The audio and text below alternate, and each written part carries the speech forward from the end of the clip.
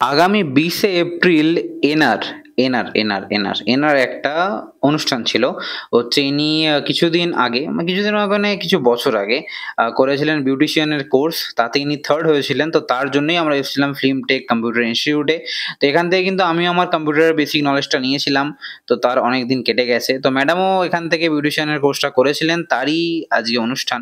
তো সেখানে ম্যাডাম নাকি বিউটিশিয়ানের কোর্সের মধ্যে 3rd হয়েছেন। তো তার জন্যই ওনাকে পুরস্কৃত করা হবে।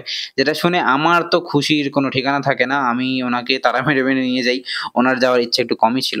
যাই হোক ওনাকে ওখানে ডাকা হয়, সবাই মিলে দাঁড়িয়ে আছে দেখতে পাচ্ছ। কত হাসি। যাই হোক এত মজা না এই দিনটা ছাড়া আর পাওয়া যাবে না। সত্যিকারের স্টেজে উঠে সবার সামনে ওই পুরস্কারটা নেওয়ার যে মজাটা ভাই দারুণ লাগে। আমি একবারই উঠেছিলাম। আমার পা তখনও থরথর করে কাঁপছিল।